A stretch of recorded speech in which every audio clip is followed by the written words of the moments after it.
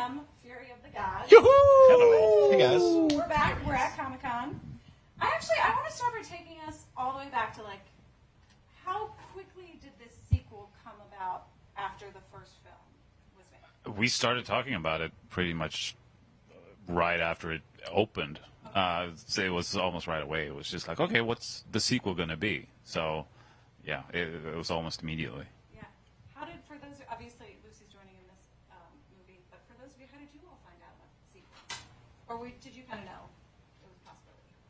I mean, I always believed that it was. I mean, even when we were shooting the movie, there were, I don't know, murmurs. There were executives and people that are higher up. They were saying, this seems to be going well. Maybe we should, if this all ultimately kind of works out, then I get a mic too. you get a mic too. Your loud is not cutting it. Your loud's not cutting it. No, apparently not. Yeah, it definitely felt, and David, you can speak to this too, but it felt when we were making the first one, even midstream, that there was a lot of hope and belief in what we were making.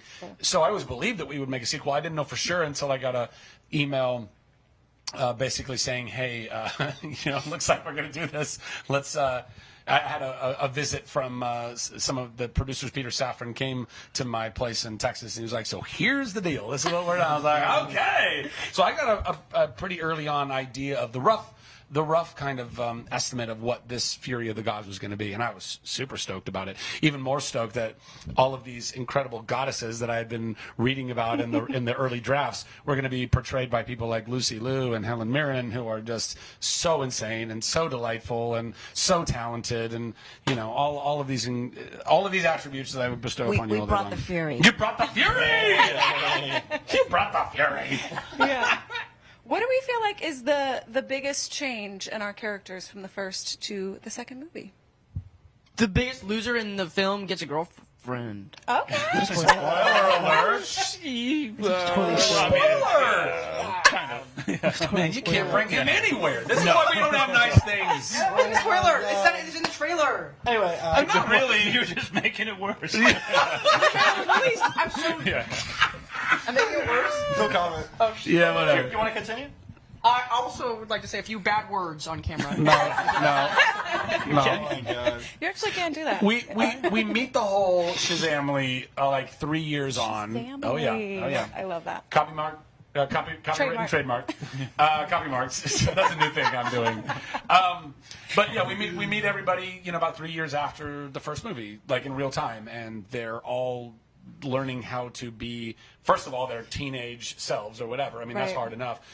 Not to mention they're now having to navigate what it means to be a superhero at the same time, and also all of their relationships and everything else. So there's definitely a maturation process that goes on with all of the kids. I mean, our littlest Faith, who plays Darla, I mean, she was the teeniest little teeny, and now she's like this little woman. You're like, who are you? Well, how are you growing so fast? It's all of the hormones in the food, guys. I don't know if you know this. It's lots of hormones in the food. We'll get into that later. I'm glad you brought that up. That's actually my next. Yeah, I that would one we're like going to talk dive about into that. Yeah. I know, I can sense it. That's my mission this entire Comic-Con. Lucy, how was this kind of first brought to you? What was your reaction to joining this? Well, thanks to David, who really wanted to bring me on as a goddess.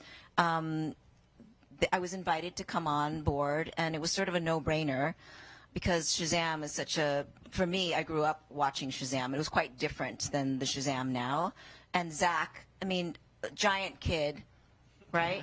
And like to work on something this, fantastical and be around that kind of energy.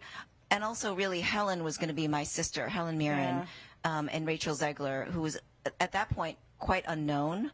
And now she's just a star, as we all know. Blowing up. So we have a dame and a star. And, I met with David on Zoom with Peter, and I have to say that being part of the DC universe is a dream come true. And to be invited in as a satellite to this Shazamily is kind of a great way to sort of introduce myself into like a Comic-Con world of real Comic-Con, not just being here for Charlie's Angels or for Elementary. It's like a real world of fantasy. Yeah. Well, David, I want to go back to you because we mentioned the talks of the sequel came about pretty quickly. But how did you decide on this idea, on Fury of the Gods? What made this the right follow-up? It was a bit of a back and forth between, the writer and the studio, and I don't remember sort of who came up with what, but it for some reason we ended up in mythology where it was like the daughters of Atlas rather than specific characters from the comics. Sure. And it made sense because Shazam got his powers from gods, and what if those gods were really upset that their powers were stolen? And that was just a really interesting concept. Yeah. Well, I also love in the trailer we see like Billy seems to be having a bit of like maybe not an identity crisis, but like, am I cool enough to be a hero? Is that kind of what he's? There are two Billy. I'm like, I don't even. It's I don't okay. even know what to do. We finish each other's Sentences. There you go. Yeah. Go. I was going to go to the store yesterday and buy Sandwiches. anyway. Yeah, no, he is. In the trailer, you see him kind of at what he thinks is a shrink's office, a therapist's office, who turns out to be a pediatrician. But he's I don't know. It's in the trailer, bruh. Been spoiled, bruh. But I think that at the end of the day, he's having a little bit more of an. It's not does he feel like he's cool enough as much as. Like he's having an existential crisis of like, well, what is how does he fit into all of this stuff? Because everybody else already has like a corner on their market, right? The Flash already has a red suit with a lightning bolt on it. Like, how could I be that guy? And how could I be this guy? And so on and so forth. But he's 17. He's still trying to figure out who he is as a human being, and so all that's kind of spilling out into what it means to be a superhero and finding your footing and all of it.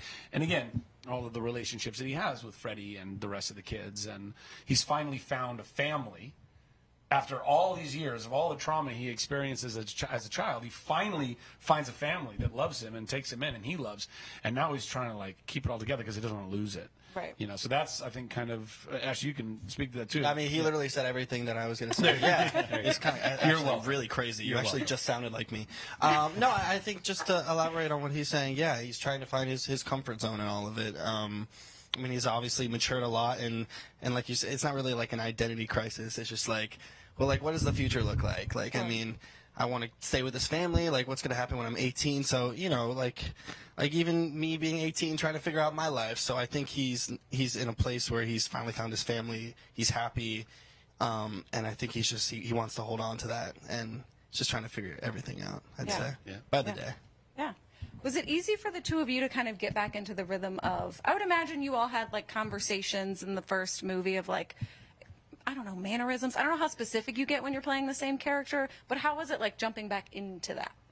Well, we had a little bit of time. The first one came together super fast. Okay. Like, we all got thrown into that really quick. But we got a little bit of time before we started shooting the first one to, like, sit down, read together, go over some scenes. Yeah. But the truth is, we're rare. We never see each other. Yeah, because we're when really one just person's relying there, on one the other another. person is not. So it makes it difficult to try and, find cadence. But I think we did a really good job of just trying to find each other's essence and just try to emulate that as best we can. And like it's super easy because everyone knows Zach's a man-child. It's perfect. Exactly. So he already understands, being And a you're kid. just a child. Exactly. Yes. We're on the same page. Yes. Well, you now also have an adult counterpart. Obviously, that was the big reveal at the end of the first movie. What was that? Are you working with like Adam? Are you never seeing him? How does it go?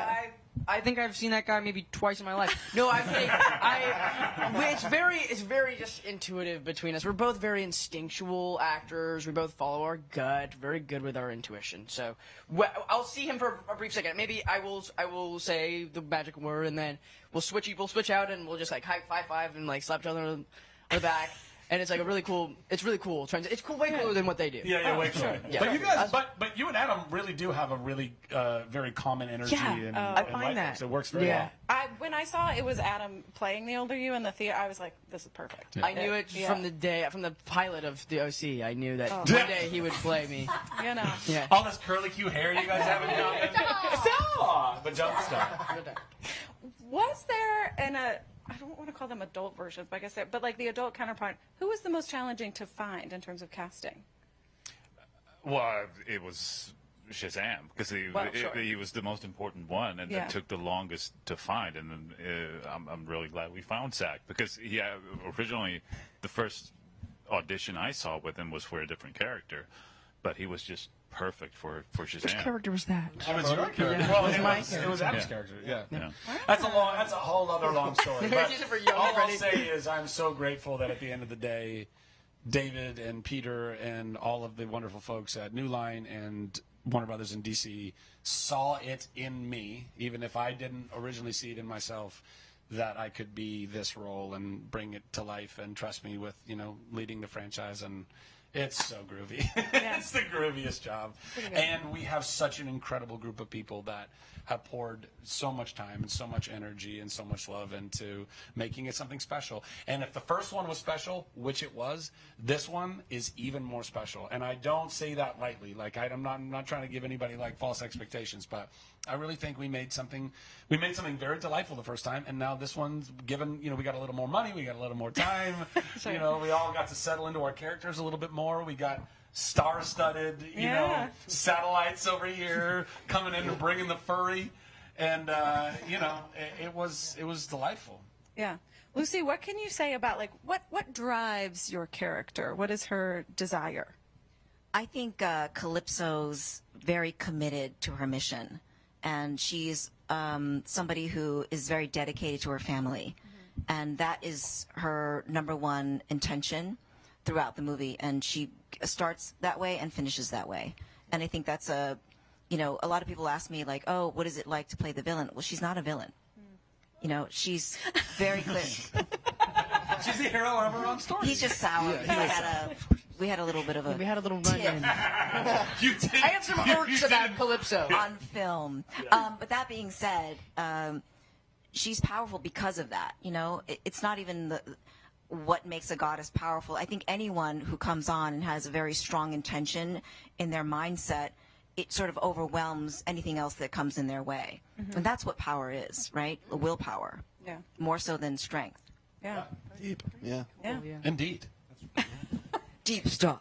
Deep dive. Lucy. Tell us, Lucy, when you're going into the... I was also...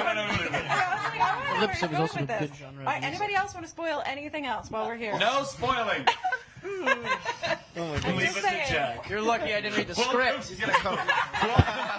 Welcome to the spoil hour. Everyone Jack dies. going crazy. Everyone dies. It's great. Everyone dies. Everyone's Shazam dead. That's just a spoiler for life. Everyone dies. Yeah.